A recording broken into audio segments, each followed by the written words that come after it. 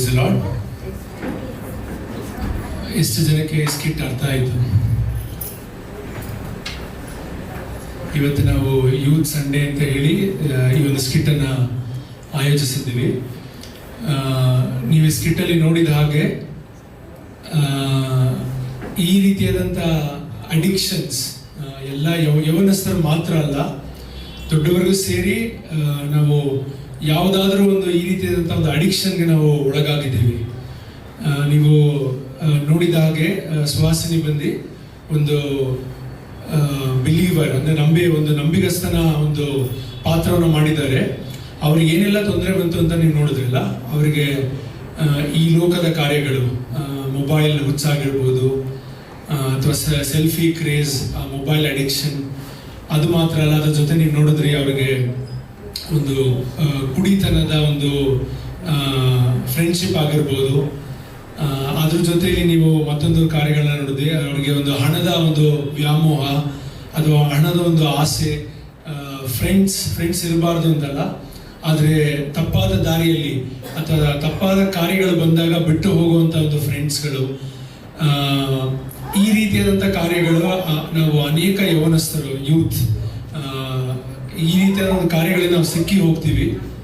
ಅದರಿಂದ ಬಿಡಿಸೋದಕ್ಕೆ ಒಬ್ಬರಿಂದ ಮಾತ್ರ ಸಾಧ್ಯ.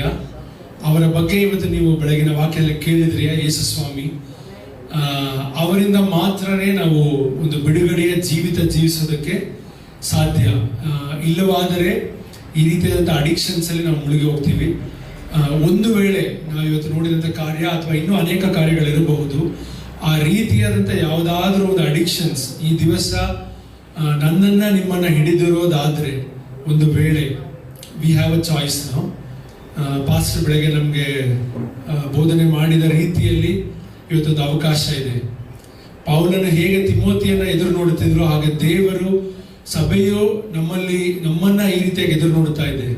ಆದ್ದರಿಂದ ಒಂದು ವೇಳೆ ಈ ರೀತಿಯಾದಂಥ ಒಂದು ಅಡಿಕ್ಷನ್ಸ್ ನಿಮ್ಮಲ್ಲಿ ಇರೋದಾದರೆ, ಇದು ದೇವರ ಸನ್ನಿಧಿ, ಇಲ್ಲಿ ದೇವರಿದ್ದಾರೆ. ಇವತ್ತು ನೀವು ಅರಿಕೆ ಮಾಡಿ ಬಿಡೋದಾದ್ರೂ ದೇವರು ನಮ್ಮ ಪಾಪವನ್ನು ಕ್ಷಮಿಸೋದಕ್ಕೆ ಸಿದ್ಧರಾಗಿದ್ದಾರೆ. ಹಲ್ಲೆಲೂಯಾ. ಎಷ್ಟು ಜನ ನಂಬುತ್ತೀರಾ? ದೇವರು ನಮ್ಮನ್ನ ಇವತ್ತು ಮನ್ನಿಸೋದಕ್ಕೆ ಸಿದ್ಧವಾಗಿದ್ದಾರೆ. ಎಷ್ಟು ಜನ ನಂಬುತ್ತೀರಾ? ಹಲ್ಲೆಲೂಯಾ. ಅದರಿಂದ ನೀವು ಇವತ್ತು ದೇವರಲ್ಲಿ ಒಪ್ಪಿಸಿಕೊಡಿರಿ.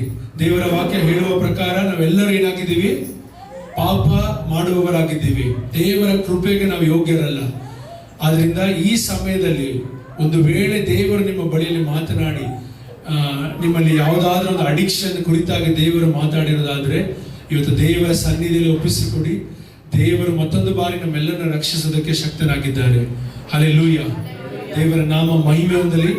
ನೀವೆಲ್ಲರೂ ದೇವರಿಗಾಗಿ ಒಪ್ಪಿಸಿಕೊಟ್ಟು ನಿಲ್ಲುತ್ತೀರಿ ಎಂದು ನಾವು ನಂಬುತ್ತೇವೆ. ಹಲ್ಲೆಲೂಯಾ.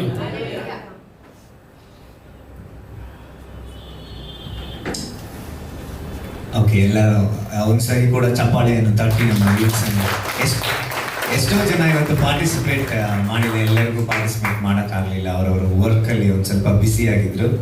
ಆದ್ದರಿಂದ ನಾವು ಒಂದು ಒಳ್ಳೆ ಮೆಸೇಜನ್ನು ನಮ್ಮ ಯೂತ್ಸ್ ಕೊಟ್ಟಿದ್ದಾರೆ.